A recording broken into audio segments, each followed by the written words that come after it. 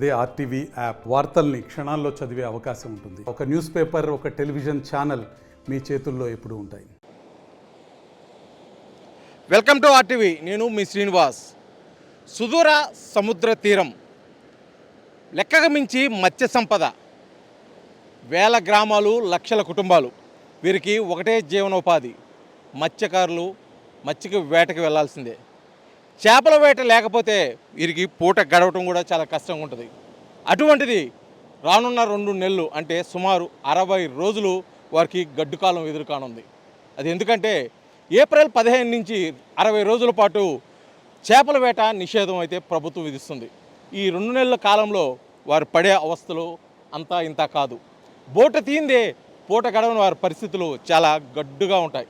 అసలు వారు ఎటువంటి సమస్యలు ఎదుర్కొంటారు, మత్స్యకారులకి ప్రభుత్వం నుంచి ఎటువంటి సహకారం ఉంటుందో వారు మాట్లాడి తెలుసుకునే ప్రయత్నం చేద్దాం. మనతో పాటు కొంతమంది మత్స్యకారులు ఉన్నారు, వారిని అడిగి తెలుసుకుందాం. అయ్యా చెప్పండి, రేపటి నుంచి చేపల వేట నిషేధం ఉంది. అటువంటి సమయంలో మీరు ఎటువంటి సమస్యలు ఎదుర్కొంటారు? సమస్యలు ఎదుర్కొనేది ఏముంది, వాళ్ళు ఫస్టే చెప్పారు కదా, పోయిన సంవత్సరమా జగన్ పవన్ కళ్యాణ్ చెప్పారు కదా ఇస్తామని, మత్స్యకారులకు 20,000 రూపాయలు కొడతామని అన్నారు కదా. పోయిన సంవత్సరం కొట్టలా. ఈ సంవత్సరం ఏం చేస్తారో చేస్తారో లేదో తెలియదు. 20,000 తోటి సరిపోతుందా మీకు? చాలదు, 2 నెలలకి చాలదుగా 20,000. ఏదన్నా మిట్ట పనులకి బట్టల పనులకి వాడటమే కన్నా. అయితే ఇప్పుడు ఈ వేట నిషేధ సమయంలో మీరు ముఖ్యంగా ఎటువంటి పనులకు వెళ్తుంటారు? ఇది మరి వేట లేదు, చేపల వేటకి వెళ్ళలేరు, కానీ ఏ పనులకు ఎక్కువ వెళ్తుంటారు మీరు? మిట్ట పనులకి, ఏర్జనక కోతకి, చాంగడ్డకి వాటికి వెళ్తుంటాం. మీకు తెలియని పని కదా, మీకు ఇబ్బంది ఉండదు అని? ఇబ్బందే, తెలిస్తే తెలీదు కాదు. మనం పట్టకూటికి ఏదో ఒకటి చేసుకోవాలి తప్పదుగా. ఆకలి ఆపు చంపుకుంటాం మనమా. వెళ్ళలేదో పనికి, వెళ్ళకపోతే మనకు పట్ట గడవదు. అదే అన్నమాట. అయితే ఇది చాలా సంవత్సరాల నుంచి ఈ వేట నిషేధం నడుస్తుంది కాబట్టి ప్రత్యేకించి ఈ 2 నెలల పాటు మీరు పడే అవస్థలు ముఖ్యంగా ఎటువంటి సమస్యలు ఎదుర్కొంటారు? ముఖ్యంగా అంటే అన్నానికి ఇప్పుడు ఆ 2 నెలలు వేట నిషేధం టైంలో 20,000 ఇస్తానన్నారు. పోయిన సంవత్సరం ఇవ్వలేదు. ఈ సంవత్సరం ఇస్తారో లేదో తెలియదు. ఆ ఇస్తానన్న 20,000 కూడా అప్పుడు అది సాలవు కాబట్టి మాకు పని ఉపాధి పనులు కానీ వాటికి వెళ్తుంటాము. ఏదన్నా తెలిసిన వాళ్ళు ఏదన్నా బేల్దారి పని, టాపీ పనులకి, బేల్దారి పనులకి వాటికి వెళ్తూ ఉంటారు. అది అట్టా జరిగిపోతూ ఉంటుంది. మీ సమస్యలు ఎప్పుడు మీ నాయకులకు కానీ అధికారులకు కానీ చెప్పలేదా? చెబుతుంటాం ఎట్ట మాకు 2 నెలల పాటు మీరు ఇచ్చే 10,000 20,000 చాలలేదు, మాకు ఏదన్నా ఒక 20 కేజీలు 30 కేజీలు బియ్యం సాయం చేయండి అని అడుగుతూనే ఉంటాం. చేస్తామని అంటారు, చేసింది లేదు, ఏమీ లేదు. అంటే ఎప్పుడు అందలేదా? ఇటీవల కాలం అందట్లేదు? ఎప్పటి నుంచే చెబుతున్నాం మేము అధికారులకి, ఈ విధంగానే అని చెబుతున్నా కానీ ఏం అందట్లే వాళ్ళ దగ్గర నుంచి.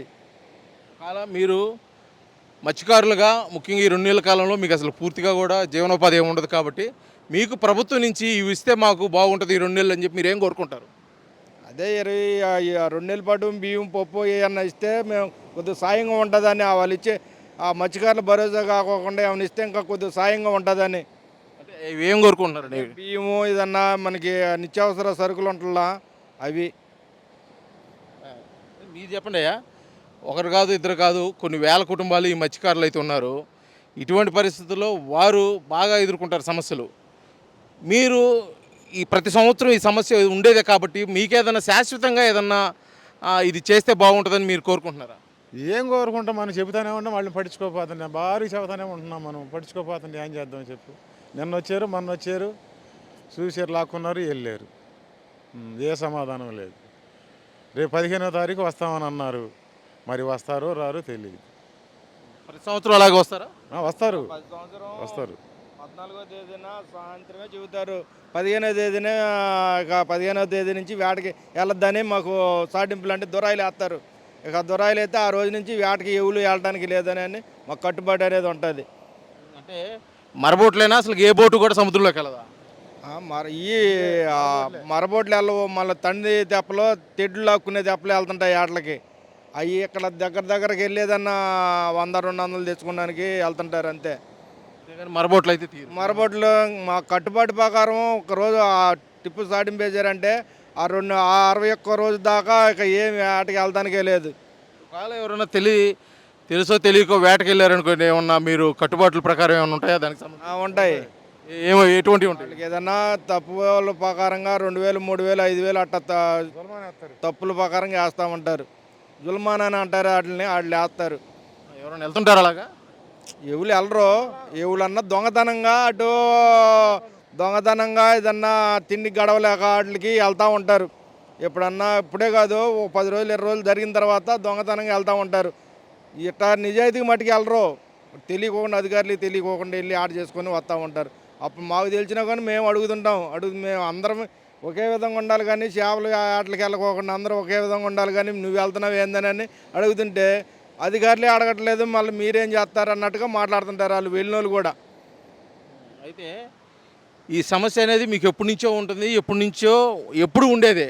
కానీ ఈ 2 నెలల కోసం మీకు ప్రత్యేకమైన ఏదైనా ఒక పని కల్పిస్తే బాగుంటుంది అనుకుంటే మీరు ఏ పని చేయదలుచుకుంటారు?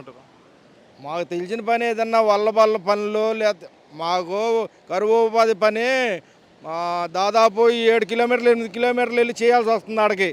ఇక్కడ నుంచి ఈ పల్లిపాలెం నుంచి కొత్త ఆడికి 7-8 కిలోమీటర్లు వెళ్ళి చేయాల్సి వస్తుంది. అదే పని మాకు దగ్గరలో ఉండదు. ఇక్కడ దగ్గరలో ఉండ పని అది కల్పిస్తే మాకు ఎంతో సంతోషంగా ఉంటుంది, ఇంకా దగ్గరగా ఉంటుందని. ఇది వేట నిషేధ కాలంలో తాము ఎదుర్కొనే సమస్యలు అన్నీ ఇన్ని కావు.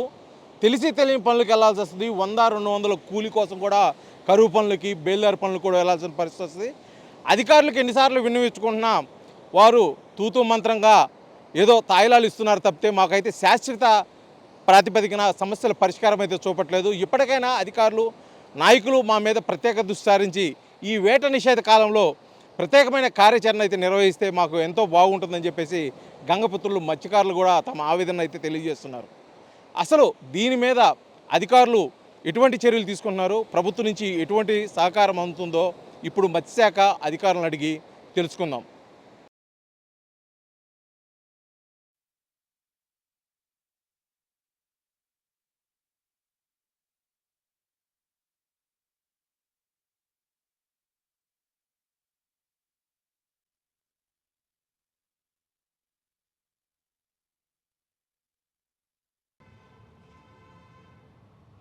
రేపు అనగా ఏప్రిల్ 15 నుంచి కూడా మత్స్యకారులు వేట నిషేధం రాష్ట్ర ప్రభుత్వం విధిస్తుంది.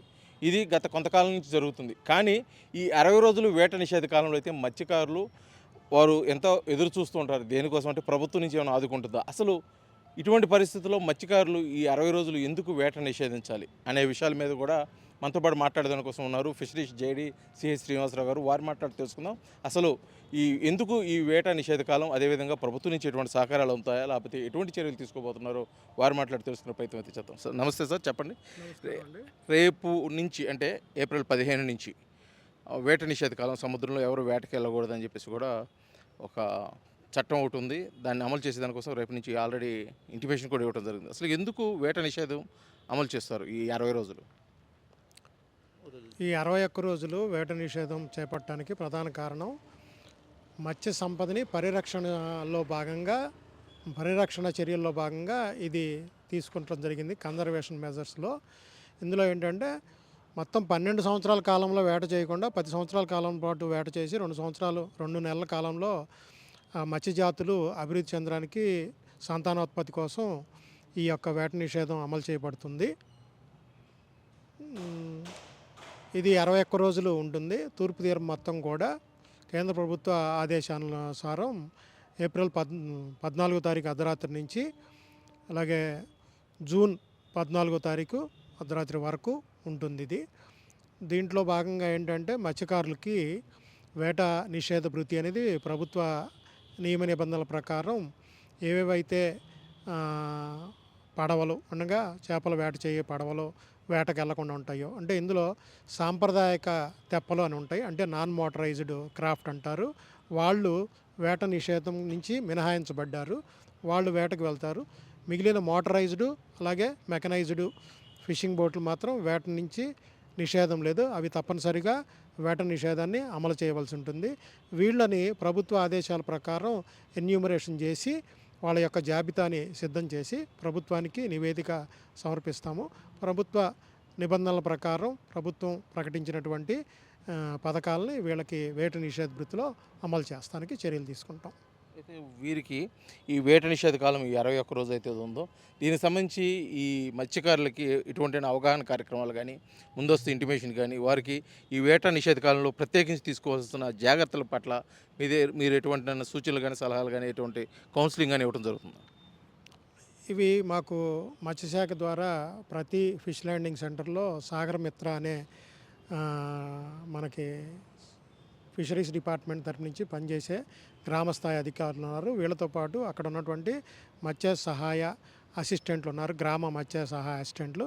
వీళ్ళందరితో కూడా ఏంటంటే ఇప్పటికే ప్రభుత్వం ఇచ్చినటువంటి ఆదేశానుసారం ఎవరు కూడా వేట చేయకూడదు. వేట చేసినట్లే కనుక అయితే నిషేధాలను కనుక ఉల్లంఘించినట్లయితే వాళ్ళ మీద తీసుకునే చర్యల గురించి ఇవన్నీ కూడా వాళ్ళకి గ్రామ స్థాయిలోనే మత్స్యకారులందరికీ కూడా అవగాహన కల్పించడానికి కూడా చర్యలు తీసుకునబడి ఉన్నాయి.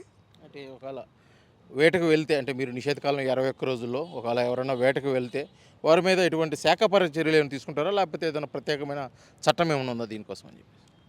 దీనికోసం ఏపీ ఎంఎఫ్ఆర్ యాక్ట్ 1995 అనేది అమలు చేయబడుతుంది. ఈ చట్టం ప్రకారం చట్టంలో నిబంధనల ప్రకారం ఎవరైతే నిబంధనల్ని ఉల్లంఘిస్తారో వాళ్ళకి ఏంటంటే ప్రభుత్వ పథకాల నుంచి వాళ్ళని మినహాయించడం అనే చర్యలు చేపట్టబడతాయి. అంటే కొంతమంది మత్స్యకారులు ఏంటంటే ఎంతో కాలం నుంచి మేము ఈ వేట నిషేధ కాలంలో చాలా ఇబ్బందులు పడాల్సి వస్తుంది, అంటే కనీసం పూట గడవని పరిస్థితుల్లో ఉంటుంది, వేరే పనికి వెళ్ళాల్సి వస్తుంది. అంటే వీళ్ళ కోసం ప్రత్యేకించి ఏదన్నా ఒక కుటీర పరిశ్రమలాగా కానీ అది 21 రోజుకి ఏదన్నా ఉపాధి అవకాశం పొందేదాని కోసం ఏదన్నా చర్యలు చేపట్టే అవకాశం ఉందని భావిస్తున్నారు సార్ మీరు?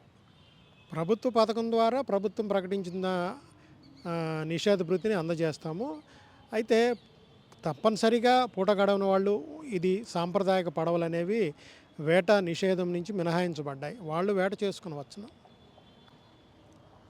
ఇది మొత్తానికి కూడా ఏప్రిల్ 14 అర్ధరాత్రి నుంచి కూడా ఈ 21 రోజు వేట నిషేధ కాలంలో మత్స్యకారులకు ఇవ్వాల్సిన పూర్తి సూచనలు ఇవ్వడం కూడా జరిగింది. ప్రభుత్వం నుంచి రావాల్సిన వారికి భృతిని కూడా అందిస్తాము. ఏది కూడా ప్రభుత్వము నిబంధనలకు లోబడే వారికి సహాయ సహకారాలు ఉంటాయి కాబట్టి పూర్తిగా కూడా ఈ మత్స్యకారులు ఈ వేట నిషేధ కాలంలో పూర్తిగా సహకరించాలి, లేకపోతే దానికి పరమైన శాఖపరమైన చర్యలు అయితే ఖచ్చితంగా ఉంటాయి. రానున్న రోజుల్లో వారికి మంచి జరిగేందుకోసం ముఖ్యంగా ఈ 21 రోజు వేట నిషేధ కాలంలో వారికి ఉపాధి పొందేది కోసం కూడా ప్రత్యేకమైన చర్యలు ప్రభుత్వం చేపడితే అది ఖచ్చితంగా మేము అందించేదాని కోసం సిద్ధంగా ఉన్నామని చెప్పేసి కూడా ఫిషరీస్ జేడీ సిఎస్ శ్రీనివాసరావు గారు తెలియజేసిన పరిస్థితి అయితే ప్రకాశం జిల్లా నుంచి ఉంది. వీడియో జర్నలిస్ట్ లక్ష్మణ్తో శ్రీనివాస్, RTV, ఒంగోలు, ప్రకాశం జిల్లా. మరిన్ని వీడియోస్ కోసం ఛానల్ ని సబ్స్క్రైబ్ చేయండి. లేటెస్ట్ అప్డేట్స్ కోసం వాట్సాప్ ఛానల్ ని ఫాలో అవ్వండి. ఆ లింక్ డిస్క్రిప్షన్ లో ఉంది.